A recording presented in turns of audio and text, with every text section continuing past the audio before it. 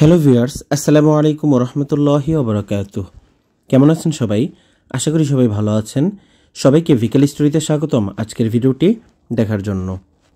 দক্ষিণবঙ্গের অন্যতম speed king ও সার্ভিস মাস্টার দুলা পরিবহনের বহরে যুক্ত হতে যাচ্ছে মার্সিডিজ বেঞ্জের 4 unit non AC chair coach bus. বাসগুলোর বডি তৈরির কাজ ফাইজল ইঞ্জিনিয়ারিং ওয়ার্কশপে চলমান রয়েছে। বডি দাঁড়িয়ে গিয়েছে, কিছু গাড়িতে পুটিংয়ের কাজও চলছে। অল্প কিছুদিন পর পেইন্টের কাজও শুরু হবে। কি পেইন্ট দেওয়া হবে এটা আসলে সঠিক জানা যায়নি। দেখা যাক দোলার সিগনেচার পেইন্ট যেটি তথা লাল সাদা পেইন্ট সেটি দেওয়া হয় নাকি নতুন কোনো পেইন্ট দেওয়া হয়। বাসগুলো আশা করি রোজার আগেই বের হয়ে যাবে এবং এক্সপ্রেসওয়েতে দৌড়াতে দেখা যাবে। দুলা পরিবহন এতদিন পর্যন্ত শতভাগ জাপানি বাস তথা হিনো ফুসু দিয়ে সার্ভিস দিলেও জাপানি সংকটে এখন জার্মানি ব্র্যান্ড মার্সিডিজ বেঞ্জ নিয়েছে।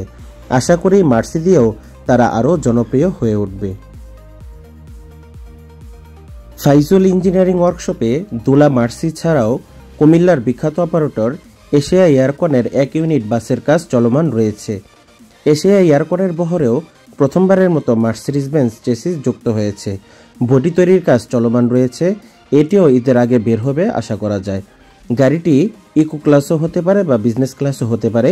কোম্পানি থেকে এখনও কোনো ধরনের সিদ্ধান্ত জানানো হয়নি। দোলা মার্সি এবং এশিয়া এয়ারকন মার্সি ছাড়াও ফাইজল ইঞ্জিনিয়ারিং ওয়ার্কশপে আরও বিভিন্ন কোম্পানির গাড়ির কাজ চলছে।